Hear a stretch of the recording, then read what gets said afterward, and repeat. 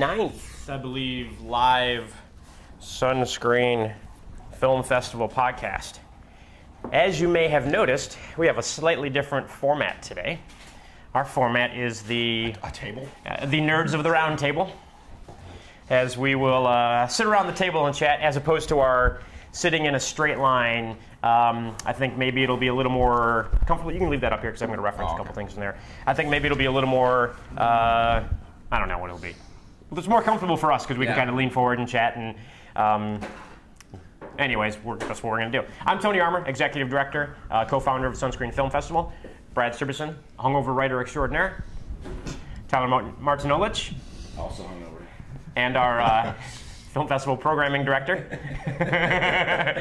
We promise that he will not watch your films. Well, maybe he will watch them hungover while he's reviewing these. Sometimes a couple drinks are needed when you're watching some of the stuff that's submitted to the Film Festival. Is the Studley Coalition. And, of course, I'm the only one not hungover. I am not as well. Oh, okay. I am not as well. And our favorite contributor, superhero of the real-life superhero community and the Emmy-nominated HBO documentary, Superheroes. So to get started, I want to do like we usually do and go over a couple of little housekeeping things. The new website for the film festival launches tomorrow, Monday the 17th.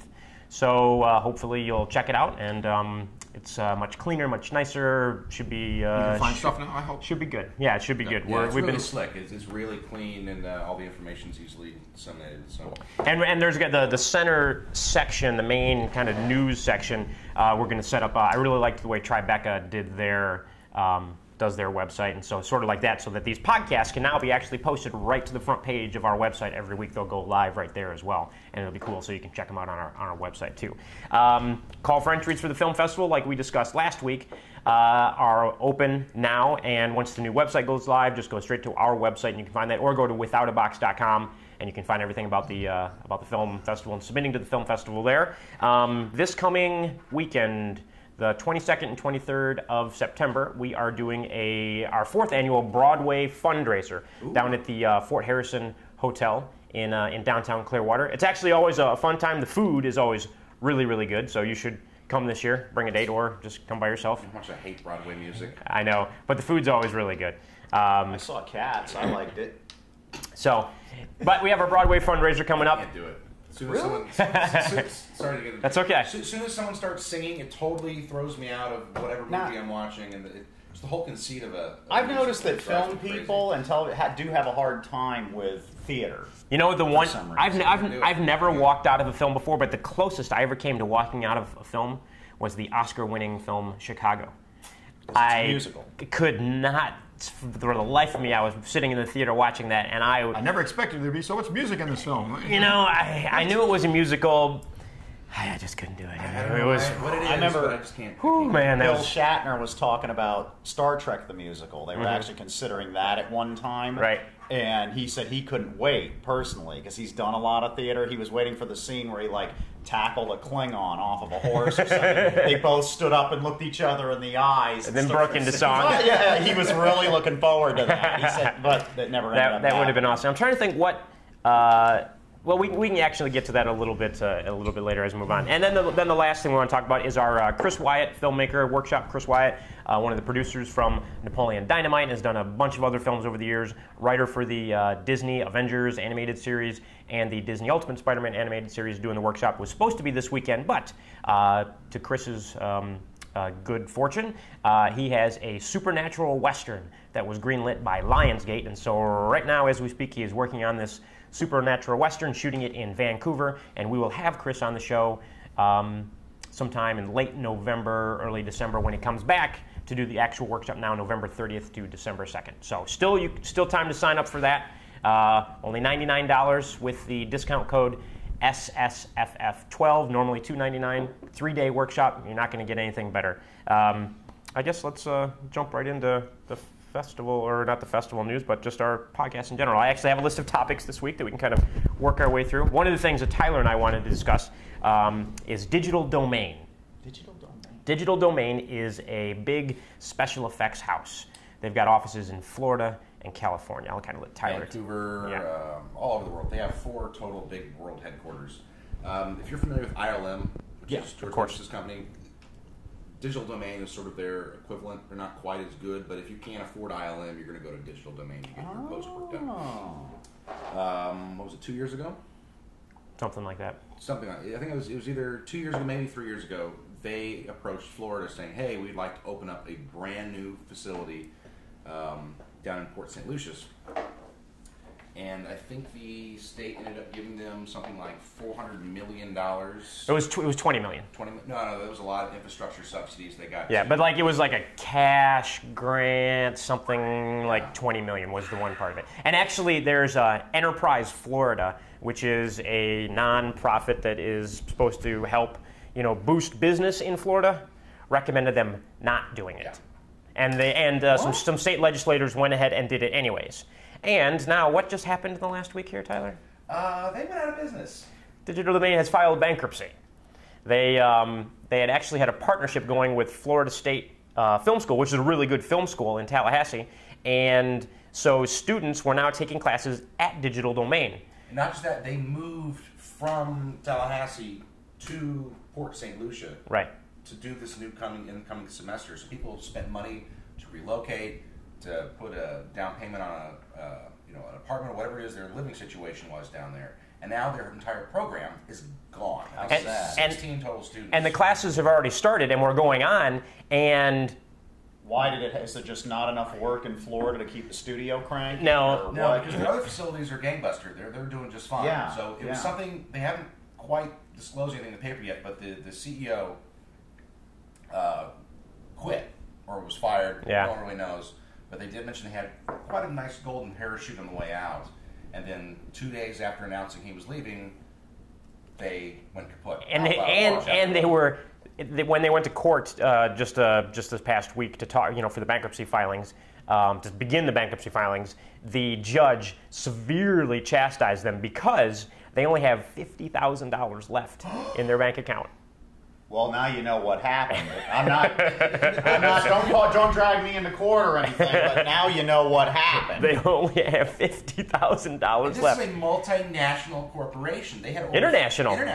They had over 300 employees just at the Port St. George Lucia. Lucas is going to send some big guys out in Ewok suits to break some thumbs and say, where's my money? Yeah, well, they just laid off 300 people. 300 people that they didn't even. And so, of course, the 300 employees are all suing now because you have to give them some kind of notice. Yeah. They just said like, oh, by the way. Don't come in Monday. Don't come in tomorrow. Like a Friday, it's like, we're gone. Sorry, you have no job. And they're like, what are you talking about? This is a multi-million-dollar company, and all of a sudden, all the money's gone. It's something stinks in Denmark. Exactly. Yeah, Something's not good there. So then, not to mention the fact too, there goes a place we all could have gotten our special effects done. I actually have some other avenues for that. We can go over. But here's the tragedy of this though, is that any kind of this is going to be a boondoggle one way or the other. They're going to find more things out as time goes on. The legislature's already calling to end the state tax incentives. They're saying this is a total disgrace. We've been irresponsible with taxpayers' dollars, and it's understandable because someone who's not in the film industry is all of a sudden reading the paper. Yeah, it was really front page news down in Miami the other day, and like, wait, what? How much in tax dollars are gone now? Okay, well, this is one instance though. But if there's an immediate outcry for something to be done. Well, what do we have to do to prevent that something from being done would be what you want to tell the viewers. Yeah, well, there's an organization called Film Florida. Film Florida, I think it's just filmflorida.com or filmflorida.org. There will be, as things come out, they will be very, very much in the forefront of keeping things going. And I'll post things on the Facebook page for the film festival and everything. But things in general are getting hostile in Florida over the last year. Miami's not giving any support anymore to the television series down there. Yeah, you've got Burn Notice, The Glades, and Magic City all filming in Miami. And, you're talking about $1 million, $2 million at least an episode times. Magic City was purported to be $8 million an episode because it's a period piece.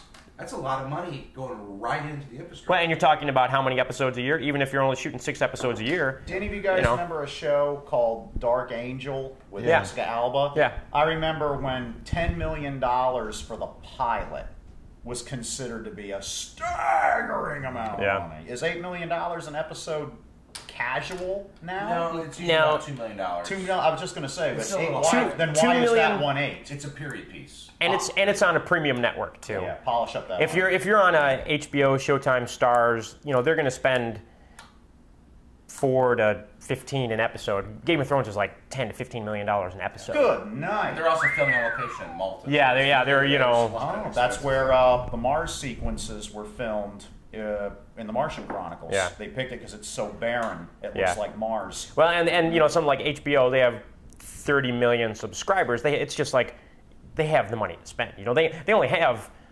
6 series they run a year. They seemed like nice people when I met them.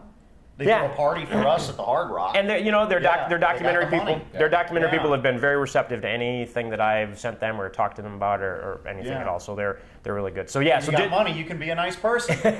Right. So digital domain could end up screwing the state of Florida and the rest of us in the tax incentive stuff. All you got to do is keep on top of it and whatever, any petitions to keep the incentive going and that kind of thing, find out from filmflorida.com, keep abreast of it, and let's keep that film incentive going. But even Miami, that's why I brought Miami up. They had been leasing some of the convention center space down there that they were using for studio space for a lot of Burn Notice, and they're done with it. Yeah, one of the county commissioners basically did not want to renew the lease so that they could turn the space into a park, which. Everybody likes parks. I go to the park. I like going to the park and everything. Right. But I'm sure there's plenty of other parks in Miami that don't generate $50 million a year in revenues for the county. Here's something interesting. The film incentive's done at the state level. Yeah. But does this mean it can be stopped like a pachinko ball? I mean, on the way down, like you said, like the county commissioner said no. But the state has said yes. No, so does that mean that a county commissioner can veto the whole damn thing if you're making a film? Not the tax incentive, but at the county level, you could totally say down in Miami, like, I'm not renewing the lease. So that's a city. Yeah, and the way the state incentive works is Florida is different from other states. They're very, very particular about it. You have to spend the money first. Have it's certified by an accountant, then they send it to the state of Florida. Then the state of Florida goes through the details and like. Okay, you did spend this money, now here's your tax incentive. So, it's not like they're just, making it rain and shooting dollar bills in the air for any filmmaker that comes around. Got it. Important things to keep in mind. Yes, they're very particular about, and that's the one thing that could save it. It probably will, is that they can... I'm really worried. We're in the middle of an election cycle. You're going to see people coming out and saying, we are fiscally irresponsible. This is stuff that needs to be cut. Yeah. And it's going to be a stump speech all of a sudden. Yeah. So, we'll see what happens with that. We'll keep everybody updated, as far as how that's going. I know a lot of our Florida filmmakers will Solid gold statue of Dick'em the Frog, that's okay. The film incentive, no. That's right. Right, yeah.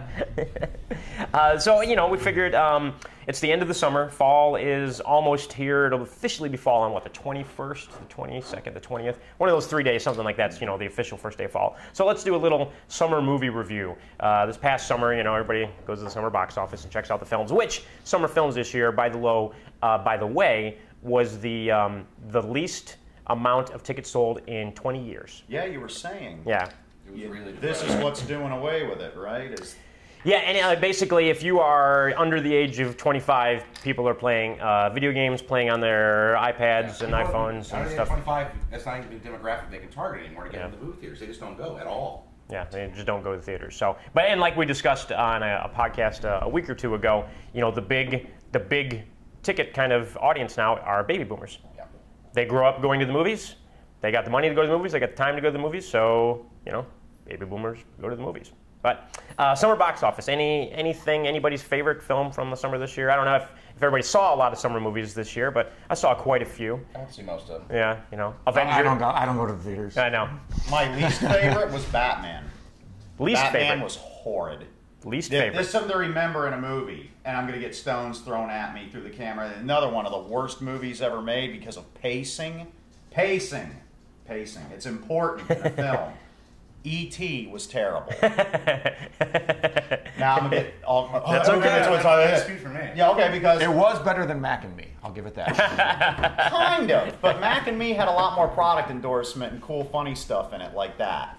Like breakdancing Here, drink Coke. breakdancing clowns, like throwing Big Macs around. Yeah, but the reason that E.T. is terrible, and being a little kid sitting there seeing E.T. is, okay, he's funny, haha, he's eating the Reese's Pieces, haha, that's funny. Oh my God, he's dying. Oh, that's terrible, he's dead. Then he come back, oh, he's back late, but before you can even recover from the first, oh, he's dying, he leaves. So the movie is terribly paced. You get it sad, sad, sad, sad, sad, sad, sad, sad. Okay, and you leave the theater sad. It's bad pacing. The Batman movie I actually tore even, E.T. apart in my book. Yeah, the Batman movie is even worse. It starts out bad and just goes room. You're ready to see a psychologist and get some antidepressants or something by the time you leave that theater. Batman starts out screwing up and being all crippled, and it just gets worse and worse and worse and worse till Gotham is destroyed and Batman goes boom in the end and everything. And it just retires. And it is so badly paced. It's like a roto wrestler would call as a hope spot. Like, even if the bad guys, the heels, are going over that night, they'll toss us a few hope spots. Like, throw us into the ropes and we'll come off and give them a clothesline or something, and then they'll take back over. There's no hope spots in that movie. It just goes down. And the pacing is horrible. And I didn't get, like, every right-wing talk show host in the world crucified that movie before it came out. And I went and saw it, and I was like, what movie are they watching? Pro-capitalism all the way through. Yeah. Catwoman starts out the movie as a 99%er and learns the error of her ways. Bane turns Gotham into a communist socialist crap hole where they show him dragging the successful people out and beating them and everything. And then some girl says, now everything belongs to everybody, as a tank rolls down the street outside the window. It was the Soviet Union. The Hungarians loved it. You know, they were like... I'm like, what movie did Rush Limbaugh see? If I hadn't have seen it so late, I'd have been calling him saying, Rush, you were in the wrong theater. Right. I mean, you must have been, you know... I didn't get it. I didn't get it. And then the guy who played Bane, he looked more like Darth Vader than Bane. You know, I didn't get it. But anyways, to me, that was the worst movie of the summer. I'm making notes that for... was a very articulate rant. I'm making notes for the keywords when I put this up later. Beginning now, I have E.T. sucks and Batman sucks. Will be some of our keywords for this. I tore E.T. apart in the 100 best movies ever made. I like Mac and Me. You know what film I actually I really enjoyed was Ted. It's not lying to you. Ted, really? You didn't like Ted? No, I liked Ted. Oh, you liked Ted? I thought Ted was fun. And you know what I liked about Ted? I liked that they broke out as the random dude in the film, the original actor from the 1980 Flash Gordon. Oh, that was I think that's what saved it for me. That's the part that I totally... Sam Jones. Sam Jones. He does cons, and here's a good one for you. There's only like 6 episodes of it, but if you can find it, see it. Highwayman. It was Mad Max meets the trucking industry. Oh, really? I like trucking stuff, like Black Dog and that kind of thing. And he had this truck. BJ and the Bear? Kind of, yeah. BJ and the Bear, only it was taking place in like Mad Max's world. And Sam Jones was like the last cop. And the entire top, I will make a note. The Mack truck had like a missile nose that you sat in and drove it. But then the whole top of the truck would open up and it became a Gazelle helicopter.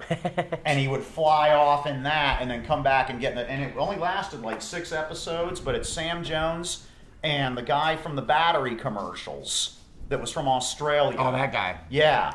Yeah, Duracell. It's the new Duracell. Yeah, him. And they were great. All right, so it was The Highwaymen, 1987 TV series. Series starring a big, high-tech 18-wheeler. The driver, the title's Highwayman, was one of a team of federal marshals empowered to right wrongs where ordinary laws do not reach, and to haul special cargo. The truck was heavily armed and had a cab that turned into a helicopter for quick escapes. I see it starred the woman from V as well. Yes. Which I was just reading a V novel because that's what I do. Ms. Tanya Winthrop. It had, but yeah, I love Sam Jones. Jane Badler. He played for the Jets, right? In Flash Gordon, yes, he was a quarterback for the Jets, and the 1980 Flash Gordon was his... Did he play in real life? Someone told me he played in real life. I don't... Maybe in college? It's possible. He was a big guy. Oh, yeah. You know, and did you see Ted? No, I didn't. Oh, well, I'm happy you liked it. You have to see it just to see the stuff with Sam Jones, basically beating people up and kicking ass and snorting blow cool. throughout the whole. It shows up out of nowhere. Too. It was totally random. Did you like Ted? No. Why? Because it is a extended episode of Family. Yes. That's why I didn't go, because I thought that's what it was going to be, but it's not. He thinks it is. You think it's not. It is. Seth MacFarlane has no actual It's talent. just one non sequitur after another, and then Sam Jones shows up, and you forget. It's like a reset button. You forget everything that happened before that because it's like Sam Jones is doing blow. Holy shit! He just put his fist through a wall. Awesome. Well, that's basically why I liked it. I don't remember what happened in the beginning. I don't remember what happened in the end, but I remember there was Sam Jones was in there. That's what I liked. And there's this awesome moment. And I only paid $4 to see it, so you know. For too much. There's this awesome moment though where it's sort of like the Big Lebowski, where he has this like drug-addled induced dream. Yeah. Where you have you saw the movie? Yeah. Where it wasn't the who was it? Who's the other? What's the name of the guy? Not the bear. BJ? Marky Mark. Mark Wahlberg? Yeah, Marky Mark. Just say Marky Mark. Marky Mark. I'm sure he hates that, but And he's I bet he doesn't. dreaming that he's like riding on top of Sam Jones flying through the air. Yes. Like from Well, you don't dream about that? No. from maybe the girl who played Dale Arden. the never-ending story, except instead of the thing from Falkor. instead of Falkor from Never-Ending Story, he's writing Sam Jones. It's pretty funny actually. It's completely senseless, but Sam Jones was a Marine. He was not a football player, but he may have played football, but his brief bio here says he was a Marine. So Big guy. big old former Marine. I still have never seen the 1980s Flash Gordon. My parents refused. They were like, it's like, this is not acceptable. But it's such a good movie. You will not see this film. And I've never to this day seen it, and I've tried to watch it as an adult. Queen did the soundtrack. Yeah. It's incredible. It was a good soundtrack. The soundtrack's really good. And I don't like Queen, but I think it also had Max von Sydow. How can you not like Max von Sydow? He comes up a lot in these podcasts. Timothy Dalton was in it. Timothy Dalton played Bond. Prince Baron. And that was the only people Peter I remember. Wingard. Who played Clytus? He was pretty cool. Clytus. I don't know. I want to say it was Suzanne Danielle played the serving girl. Wow. Whatever that is. Yeah, Suzanne Danielle is a cute name, and you can reverse it. And I'm almost still positive it was Peter Ustinov as Clytus. I don't see it. So, moving on. It was like their Peter version Wingard. of- It was Peter Wingard. Yeah. As their... Peter Wingard as the character who did not exist in the original. The Italian chick who played Princess Ornella Moody at being like close to 60 years old is still pretty damn good looking. Yeah. Wow. Anyways. Sam Jones. Ornella Hollis. Yeah, Sam Jones was looking pretty good at his age of also being, in his 60s. Well, seeing as that's a picture from the 80s. That is. But Batman stunk. We're split on Ted. I liked Avengers, of course. Avengers was a lot of fun. That was probably the best film of the summer. But the most fun film of the summer. I've used Robert Downey carries it. Robert Downey Jr. of course, he was awesome. Carries it. And well, this was one of the worst years in 20 years for ticket sales. And if you subtract, if they hadn't released, but it made like Avengers, $1 bazillion. But that's when we get to off of us. That's single-handedly rescued and overseas the summer film box office. It made like $1.5 billion. And I think Batman made $1 billion even. Well, except for Avengers and Batman, what big... I mean, Ted isn't exactly your cliche big summer blockbuster. No, Ted was a surprise hit. I mean, it made, $283 million, and it was a budget of, whatever, $30 million or something. All those Family Guy clowns who watch. Brave made like $800 million. $50 million budget. Yeah, Brave did really well at the box office. To me, it didn't seem like there were that many big summer quote unquote summer movies. Yeah, they tried. Here's some of the big summer movies. Ice Age, Continental Drift was minting cash. My little dog is senile and is doing something back there. Oh, Piggy, you're stuck. Just go set him on his pillow in the living room there. I got you, Piggy. The Amazing Spider-Man. Forgot about the Spider-Man movie. Oh, I totally forgot that even existed. Yes. Most people have. Goes to show you, even though it did, this little old dog is going senile, so don't mind. He walks into walls and stuff like that. He's way up there. Yeah, he's 15, and we're hoping he makes it a little longer here. I have, as far as Spider-Man goes, I've had it with, I will never go see any superhero movie again. That's the first one. Because if I'm going to see a superhero movie, I already know the shit out of their origin. I don't need to see it again. Just have Spider-Man do something. I don't care how he became Spider-Man. We've seen that a million times. Yes. I'm sick of it. It's beat to death. Yeah, Unless you're going to do a twist on it like the Japanese version where he had a giant robot. Yeah, Leopardo. Other than that, you guys no. ever see Japanese Spider-Man? That rules. He carries, and when Stan things Lee loves it too. See, over here, he'd be in trouble when like Sandman showed up and he was all huge and everything like that. But over there, he'd go, I gotta and he hit this thing on his watch, and this giant robot with a lion head, he jumps into it like this, and he starts. What do you need spider powers for? You got this giant robot that shows up that you can kind of like Johnny Sacco or something. That sounds fun. And Japanese Spider-Man sounds good. What else was there this summer? There was a bunch of flops. Well, there was Born Legacy, Total Recall, all did, they did okay. Wasn't Born Legacy was the only ones that saved those. Yeah. They didn't do very well domestically. Yeah. They made their money back. Men in Black 3, for God's sake, somehow made $632 million. I forgot that it came out. But they spent $300 million on it, so that's basically breaking even, essentially. Men in Black's a terrible film. I can't believe there's 3 of them. Yes. How was the comic? I never read it. I never read the Men in Black comic either. I like the first one. The guy from Law and Order was great in there. Sugar. He's awesome. You gotta get it. Okay, you're trying to portray a roach in a human suit. Yes. How the heck did he come up with that he's portraying a roach in a human suit? He did a great job. Piggy, get in here so I can get back on. You got to pick him up. He can barely walk anymore. So our podcast is being completely deflated. I figured our hangovers would do it, but no, it's the small dog. This is the small dog who can barely subsist or exist anymore. So there were some big flops. Yeah. Big flops. We had Rock of Ages, The Campaign. Rock of Ages, Campaign. Oh, big time. Adam Sandler's That's My Boy was a big time flop. Yeah. Good. That's what you get. Adam Finally. Sandler. Finally. Battleship was an enormous flop. I heard that. Yeah. Again, good. Enormous. They had now to do the Connect 4 movie is off. And, I was in the Navy, and even I didn't want to frickin' see Battleship. And John Carter of Mars, Disney had to take an enormous write-down on that Our as well. favorite. I heard that was a good film, though. It's come up so many times in the podcast. It was. We must have talked about it like Is it Let's good? talk about it more. Is it good? Horrible. For some reason, you can't use the word Mars because Mars makes a movie flop. I think you were saying. Yeah, the big thing was it was John Carter of Mars, and so they took the Mars out because if you've heard this before in our podcast, then just keep listening, because apparently we like to talk about the biggest. And don't make a movie flop. with Mars in the title. But they were like, well, you know what? We can't have the name Mars in the title because all Mars movies, Mars hates moms, or Mars loves moms, or Mars can whatever Mars that needs women. Mars needs women. Mars Attack of the Craig Martians. was in that. There's a bunch of Mars movies that every Mars movie flops, and so they automatically think it's because there's Mars in the title. That seems like you made a bad movie. Movie logic. That's executive logic at. Right. So of course, what they do, and then they, I saw the movie, and it wasn't great, and it wasn't bad. It was better than Battleship. Here's the problem with Battleship.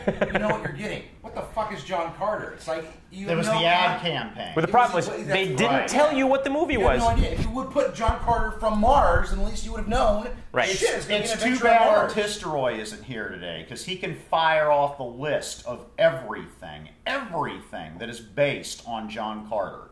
Tarzan, Superman, He-Man, all these things that are based on Avatar, everything that is based on John Carter. But they didn't cover any of it in the ad campaign. None. So there's this big Wumpa-looking thing, and him like this, like Popeye, and that's your ad campaign. Right, and what they don't tell you is they're doing this whole thing, and I knew that John Carter of Mars was Edgar Rice Burroughs, who wrote Tarzan, around the turn of the last century, but so I just kind of looked it up because I hadn't read any of the books, and I was like, oh, it's about a Civil War veteran who somehow gets transported to Mars, and then because of that, because of differences in gravity and stuff like that, he essentially has superpowers on Mars, and there's this Martian revolution going on. He ends up teaming up on one side of this Civil War. He goes from one Civil War to essentially another Civil War on Mars, and he has superpowers. It's like, that's pretty cool. They don't tell you that in the movie. They just see him jumping around and beating up with a big white ape. And it'd be like, if you don't be like, Civil War dude goes to Mars, be like, okay, that's interesting. Yeah, Civil War dude goes to Mars and his powers like Superman because the gravity is less and everything like that. That would have been a cool act. Show him breaking somebody's rifle in half or something like that, you know? Anyways, we talk about John Carter Mars again, but it bombed big time, and Disney had to take a huge write-down on it. And just this past week, Disney had a film, I can't remember what it was called now, but they had spent $50 million already on this film, and they just canceled it and said, you know what, we don't think this thing's going to go anywhere, so rather than make it and then have it bomb later, we'll just say take a $50 million we'll take a $50 million loss. Can they write that off? They do. Yeah. They do it actually quite a bit. Yeah. No kidding. Yep. So you can be well, a lot of stuff. I got to admit, I've worked on projects that have never seen the light of day. But Jane Kaczmarek claims to be the king of queen of unsold pilots. Yeah. She plays a mom in everything, all the way up until she did Malcolm in the Middle. She worked constantly, but you never saw any of it because every week she was playing a mom and an unsold pilot. So I guess there is a lot of stuff. Adam West. 1 in 20. What was the name of Adam West's show that was so man. great, but they only shot the pilot? He played the detective who thought he was a cop, who was an actor. Oh, I never saw it. It was like pre-Mayor West, Mayor West. I don't know. And it was, I can't think of the name. I've seen the whole thing, too. It was great.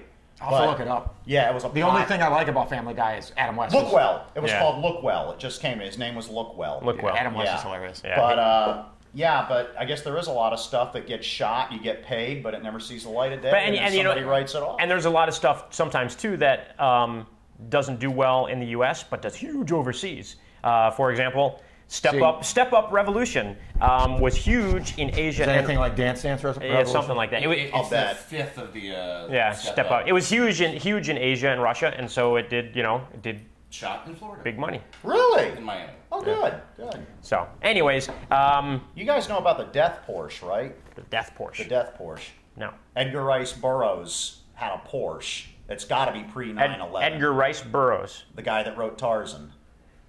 Is that what's the name of the guy that wrote Tarzan? Yeah. Okay. I suppose he could have had a car back. Yeah, they would have been. Isn't he dead? Well, yeah. This would have been like 1900 or He 1910. drove out in the desert. He died in the 30s, I And think. yeah, and Did he? blew his own head off in this Porsche, and they found it out there in the desert and hauled it back. But anyways, the story goes that the car lot that it was on, they kept reducing the price of it down to where it was like $100, and somebody would come in and buy it. Oh my God, I gotta have the Porsche. It's a $60,000 Porsche for $100, but they buy it and start driving it around, and it would start to smell like death.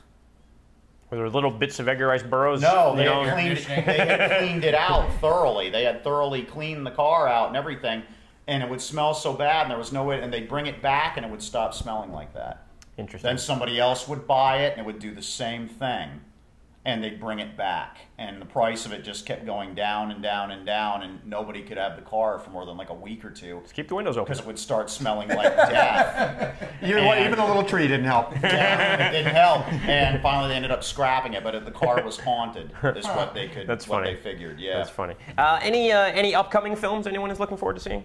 Anything?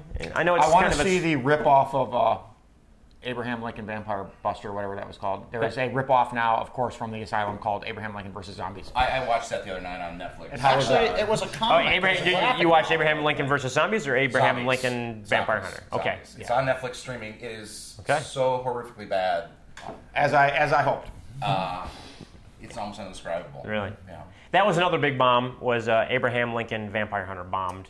That's not surprising to me. past No summer. matter how good that movie is, well, I haven't seen it. No matter how good or bad that movie is, it is going to bomb because everyone's just going to go, what the hell? Yeah. I'm a big Frankenhole guy. Yeah. So I'm looking forward to some of the Halloween movies. I'm looking forward to Hotel Transylvania.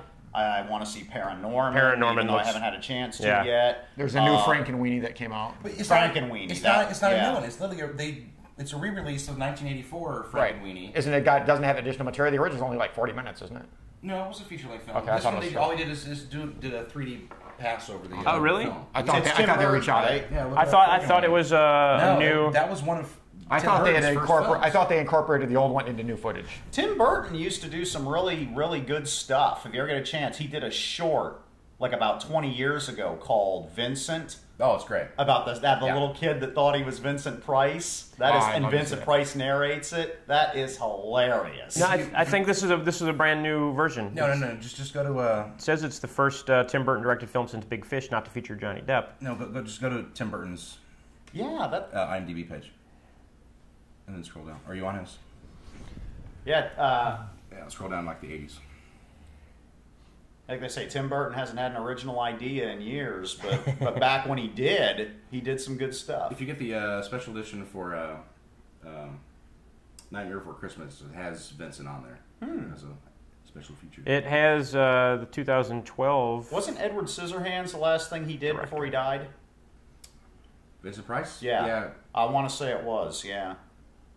There's 84 Frankenweenie. Yeah. And then the 2012 Frankenweenie. The 84 or the 2012 one has totally different actors. Yeah, it is a new remake because that's only 30 minutes. I thought that's 30 minutes. He basically remade his 30 minutes short with. Look forward to a lot of padding, ladies and gentlemen. Yeah. But anyways, the Halloween movies are coming out, and my favorite Halloween movie is Beetlejuice. Like some people would say, Friday the 13th, Jason Takes New York. But for me, a Halloween movie is something fun. I think I actually for Halloween, I love horror movies, but for Halloween, I like the more family friendly. Yeah, Beetlejuice. It's just fun. Right. Yeah, I do want to see Paranorman too. I've heard that's really good. I've heard horror movie people saying that it's a really Monster good House. I've seen that a few times. I haven't seen that. That'd be a good Halloween movie. Yeah, that'd be good. Yeah, Monster House is fun. Come close to Halloween. We'll do our all Halloween podcast, and we'll talk about the old Universal horror films, Wolfman and Frankenstein. One thing I never Abbott Costello understood, meet Frankenstein and Wolfman. Tim Burton said that Beetlejuice is what gave him the idea that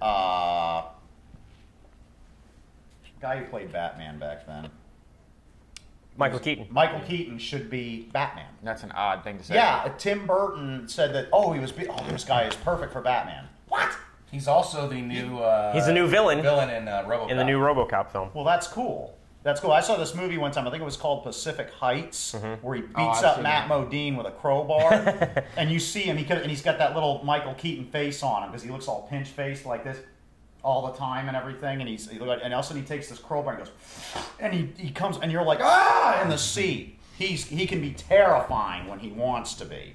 I mean, it was scary because he always looks so half asleep all the time and everything, and all of a sudden he just lit up, and it'll scare the heck out of you. Michael Keaton will probably be good in that role, but I don't know if anybody could be as good as the original bad guy from the original RoboCop.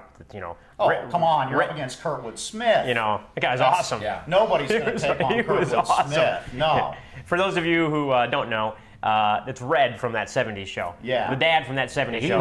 You know what's good, RoboCop? Yeah. My foot up your ass. He was awesome. He's good in everything. He was awesome in that movie. He's great. Speaking speaking about Michael Keaton and the RoboCop, there were actually some pictures that came out this week from horrific. And the RoboCop himself looked horrible. It looks like a Batman suit is what he's wearing. But not a good one. Yeah. No. It looks more like a Bane suit.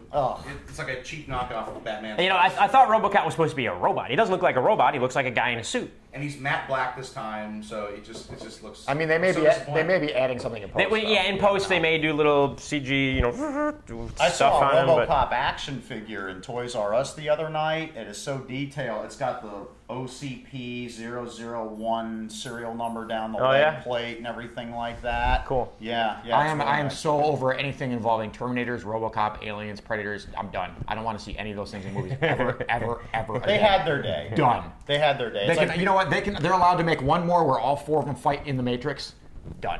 I don't want to see anything after that. It had its day. Well, this one RoboCop's fighting terrorists in Afghanistan. I mean, what? He's a cop. I'm not making this up. OCP decides to drop him off in the middle of the desert to see if.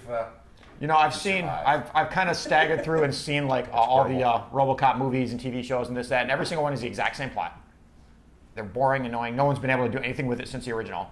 Just Frank Miller wrote a sequel to the first one they didn't use. Now that was kind of fun though, where RoboCop was a drug addict. The big one was a drug addict at RoboCop 2. Kane. Oh yeah. With the faceplate because it had those charming, trying to become CGI but not quite yet effects in it, and they Harryhausened the big and he picked the other RoboCop up and beat him against the walls and stuff. He was so pissed off and everything. That was a fun movie. It wasn't as good as the first one by any stretch, but Frank Miller didn't write that. But he wrote a sequel to it where the mayor's daughter gets kidnapped and That's what you expect to see him do, not go fight terrorists. Yeah, it's ridiculous. He solves a kidnapping, something like that. It'll be horrible. Oh, come on. I'm not lying. He has a serve and protect mode and a battle mode. The guy's guts inside of him would get all folded up and he'd be killed. It'd be like if you were inside Bumblebee or something and he transformed, you'd see you squirting out through his joints. Have you seen the Clerks cartoon by any chance? There's a dream sequence in the Clerks cartoon where they all jump into a transformer and it's driving and it stops and turns into a robot and blood just spews. And you would you're dripping out of his joints and mouth and everything. You can't. He's got human organs. You can't transform. Well, apparently in this one he has Don't forget hand socks. and a human hand. That's it. What? A human hand. Yes. So he's like Dr. Strangelove. No! Right. It looks so ridiculous. He has like full gauntlet on one arm, and the other arm is just like this. Now this is all Well, now based you on know a where to couple. shoot him. Right. This is all based on a couple of leaked pictures, though, and I don't think that's necessarily going to be what he finally looks like. But there's just no we'll point see. in remaking We it. will see what happens. It's a good movie. It's a great movie. You know, Actually, the first one, yeah. Just don't I saw remake it. Rutger Hauer in a thing of you get the Blade Runner with the extra features on it and stuff. I don't have Rutger enough Hauer's time in to watch there. every version of Blade Runner in my life. And I've got he's to. like, they want her. He's like, why remake Blade Runner? We've been there, we've done that. Yes, it was great, but leave it alone. Go on. Now make Hobo with a shotgun. Yeah. And they Which did, they did. and it was awesome. See? At least it's something new. Right, leave Blade Runner alone and make Hobo with a shotgun. Move on, make something new. I mean, You the know? only films I really would like to see remade are movies that are great premise, but the whole thing just didn't work out and fell apart. Right. But Yeah. it could have been a great movie. Go remake those movies. But they don't. They'll remake RoboCop, which is fine as Because it is. you know why? Because it made money. And name recognition. It's the whole I'm thinking whatever the head executive in this room is thinking mentality. Yeah. Yeah. It made the numbers make it. Sometimes it makes you wonder if the people that are that high up in those industries are even into film, like film, No, they're watch all film. CEOs No, and business they're- people. it's been- They're they're just just- literally they're business bean people. counters, Yeah. and that's it. Yep, pretty much. That's got to be And it. that has a place. They have no but love, at the same time, no passion, no nothing. I as am- far Well, as when your that. mouth tastes like asshole all day long, you tend to get a little bitter and. I am looking forward to seeing the Argo. You familiar with Argo? Argo is For the CIA, or you can tell them. Argo is the Ben Affleck directed and stars in it, and it is the film about some Canadians that are trapped inside their embassy in Iran in 1979. Hey, buddy, we're trapped. Now you've ruined it. Spoiler warning. That's awesome. Spoiler warning. That was a South Park reference for anybody who Now I want to see it. doesn't. Yeah. So these Canadians are trapped in their embassy in 1979 in Iran when I'm the half whole Canadian, when by the whole Iran thing goes down, and they have to figure out how to get them out, how to smuggle them out of the They country. escaped. That's a true story. Yes, and That's a true it's story. based on As this. a matter of fact, Colonel Beckwith from Eagle Claw was involved in that and helping them escape. It is about their escape, and the way that they fake their escape is they pretend they're shooting a movie. And they literally get a whole freaking movie crew and have to write a script and get all this stuff, but they're not actually making a movie. They're just trying to get these Canadians to get them out of Iran. Look in the credits and see where Joshua Berman is involved in that, because the guy that interviewed me for Rolling Stone was writing that. Okay. So I want to see if it's his version of it that made it. But, oh, buddy, we're trapped. Oh, what do we do now? Let's escape. Quick, call Colonel Beckwith from Eagle Claw. Yes. And they get away, and it's awesome. And there's a helicopter, and yeah. Yeah, and Chris Terrio wrote the screenplay, and Joshua Berman is credited as being a writer also because he wrote the article. Way to go, Josh. Yeah, he's a great guy. Yeah, so Argo, I'm looking forward to Argo. I think it just played at Toronto International Film Another thing Festival, I don't and understand is played why really it's well. called Argo. That's the name of the movie they're making. I know that, but why? Because Argo is the name, like Space Cruiser Yamato. When you said Argo, I was like, oh, this is a live action version of Star also Blazer. It was the boat Jason in Jason and the Argonauts. Argonauts. It was the boat Jason and his. Oh, okay. Because I was going to say crew this used is in the live mythology. action version of Star Blazers. Is what I thought you were going to tell me. No. Which I was like, hell yeah, let's go with that. You want to see Battleship? Only it can go into space and fight it out with invaders and stuff like that. That's Battleship right So who's there. the cast in that? I see Ben Affleck, John Goodman. Bryan Goodman. Bryan Cranston. We're getting out of Iran, you fart-loving fart-knockers. Spot on. Kyle Chandler. I like Kyle Chandler. He's really good. Oh my God, the show's been deposed. And We need to get out Alan of Iran. Arkin, Victor Garber, the guy who plays a bad guy and everything nowadays, Zelko Ivanek. I can't pronounce his name properly, but he was a bad guy in Heroes and plays a bunch of bad guys. There's some Adrian Barbeau. Ooh. Remember how hot everyone was for Adrian Barbeau all those Yeah. years? I never understood that. I do. Didn't do a thing for me. God, love Adrienne Barbeau. And then She was in a lot of genre movies back in the day. Had more women than all of us put together, but that was a well-kept secret. Hey, well, no wonder that explains why Clea Duvall is also in the movie. I don't know, but Clark Gilmer, who's a chick who plays Space Nurse, pretty cute. Clark? Really? Clark. Maybe that's to say Adrienne Space Nurse. Barbeau is just incredible, but that's like the Rock Hudson well-kept secret that didn't get out for decades. Yeah. I mean, she was big in the 70s in Maude, Yeah, and 80. and then the 80s in horror films and The Fog and stuff like that. You never knew. When was it? Like the early 2000s that she finally came out of the closet. But yeah, Adrienne Barbeau. I remember they did an episode of Wayans Brothers, which would have been early 2000s, and she played this hot to trot businessman's wife that was trying to get with the boys while her husband was out of town. And they come in and she's got this sprayed on black dress on and everything, and they're both like, God damn! When they see her, yeah, she's still smoking hot. And she's got to be in her like 60s now. Yeah. Something like that. Yeah, She is... Adrienne Barbeau. I don't know how old she is, but we'll find out. Maybe guys think women like that is hot. She was born in 1945, so in 2005, it looks like it. Tell. She'd be 60... She looks young. 67? Ish. Wow, 67. almost 70. Yeah, gorgeous woman. There you go, Adrienne Barbeau. Yeah. Michael Douglas is going to play Ronald Reagan in a film coming up. I know I didn't really segue into that at all. I just kind of threw that out there. So I figured, all of us kind of Ronald Reagan, Zombie Hunter. I would see that. Or maybe they're finally going to film Reagan's Raiders, where it's a film called. That would be awesome. It's a film called. Superheroes are hot. Yep. Yeah. It's a film called Reykjavik, and it's going to be shot in Germany, and it takes place over a few days in 1986 when Reagan and Mikhail Gorbachev, the Soviet leader at the time, met for talks in the Icelandic city of Reykjavik to iron out peace against the backdrop of the Chernobyl nuclear disaster. Wow. So it'll be a drama, but... and when he won't listen, he dons a cape and destroys communism single-handedly. Yeah. With his sidekick, the Pope. Reagan's Raiders. Without segueing into this as well, but since we always talk about this kind of stuff, there's a new Marvel TV show pilot, S.H.I.E.L.D. Oh, they're doing a S.H.I.E.L.D. They're going to turn S.H.I.E.L.D. into NCIS. They're going to do S.H.I.E.L.D. NCIS makes numbers. No, Joss Whedon is writing the S.H.I.E.L.D. pilot. Oh. So, and Joss Whedon, who of course did the Avengers. Is Red Ronin going to be in it? I have no idea. Red Ronin was awesome. But they're doing a S.H.I.E.L.D. TV pilot. How long do we have here? We've been talking for a while. It's 11:22. We're probably getting pretty close. Yeah. Tyler, you want to hop up and take a look at the one camera there? The card, see how much time we got left, and we'll know where to go from here. Transforming, gut squirting Canadians. Yes.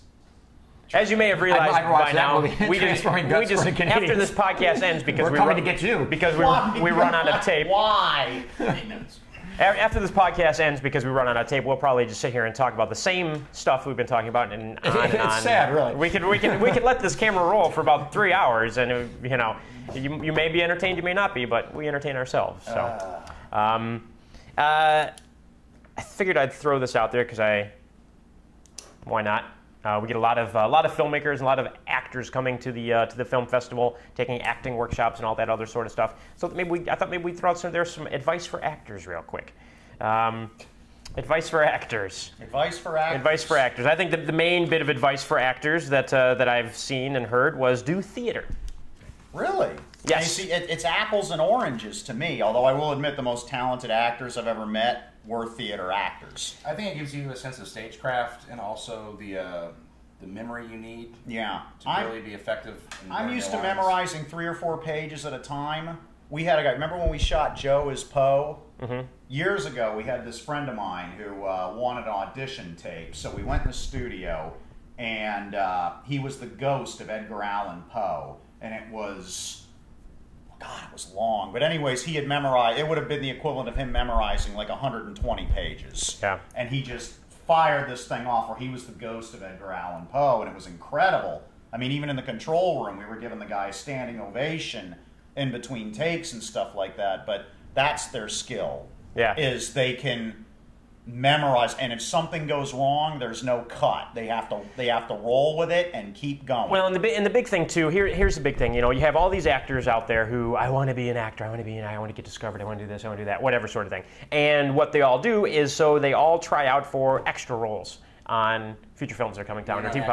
You're not acting. You're not doing anything. You're not going to get noticed. No producer's going to be walk by and be like, wait a minute, that extra right there. Come here, we got some lines for you. Yeah. You know, it's not going to happen that way. Or, you know, playing, you know, bit parts in short films here and there, which you should do, and you should play, you know, in short films and student films, do all that stuff. But the way you're going to be able to, you know, you have to practice. The way to practice is to do, there's so many theater companies around. You've got local community theater in every little community around. If you're just in this area, you know, you've got,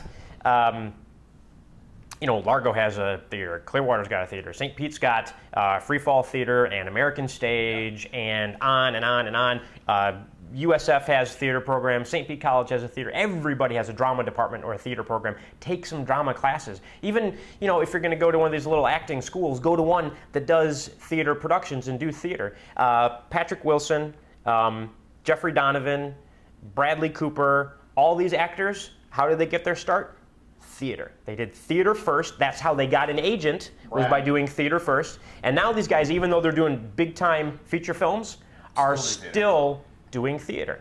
The advice Jerry Springer gave me, which of course, Jerry Springer. No, Jerry Springer is incredible. He's a smart cat, though. He is way smart. If he ran for president tomorrow, I'd vote for him. The advice he gave me is do it because you love it. That's good advice in general. Because 99% of the people that do it aren't going to make any money. Brad Pitt got lucky. He could still be handing out coupons in a chicken suit. That's what he started out doing.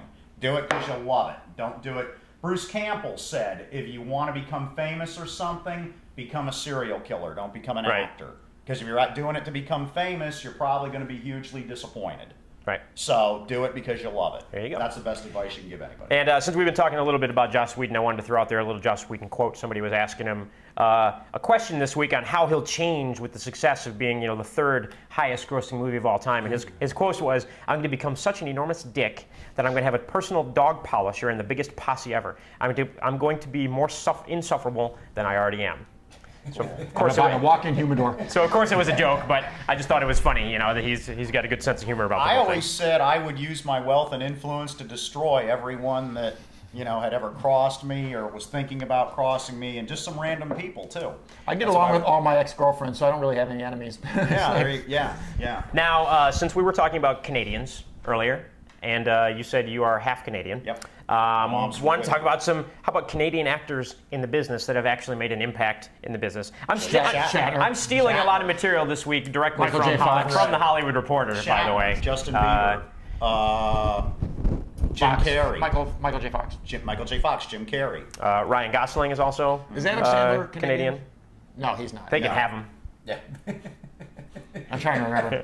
Anna Paquin, who I didn't know that. She's Canadian. James Cameron, Canadian. No kidding. Yes. Wow. Yeah. So Canadians in the business. So there was your little. Martin Short is Canadian. Wrestling's dominated by Canadians. I'm totally blanking on the name, but the guy who made Videodrome. Chris Jericho. What is his name? Cronenberg. David Cronenberg, Canadian. Yeah, all those early films are obviously set in Canada. Yes. So, anyways, we're just kind of randomly talking about stuff today. Was going to talk about. What else is new?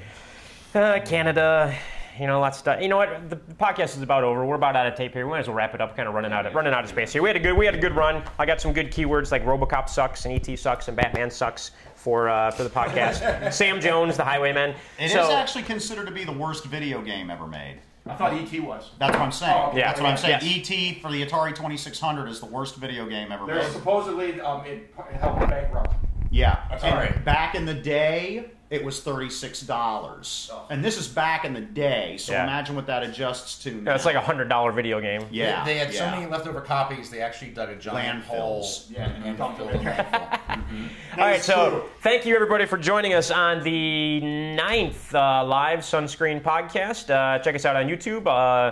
SunscreenFilmFestival.com, info at SunscreenFilmFestival.com, podcast at SunscreenFilmFestival.com. Somebody send us an email and ask us some questions. I would love for viewer mail. That one's live. That's not the tape. Yeah, YouTube rules. So we would love for we'd love for some viewer mail at some point. Yeah, Actually, just like a viewer. A That viewer. autographed picture I know of a superhero. we do have Send me- some people watch. I think maybe my mom. Actually, I don't even it's think. me logging in when I get home. And I don't even watching. think my mom Lady watches. Hero doesn't even watch. I'm Yeah. like, you can watch the show. She's like, well, I Yeah. got stuff to do. That's usually. We could probably get every viewer on here as a guest at some point. Or at the very Thank you least, very your much. cute sisters. We will see you next week.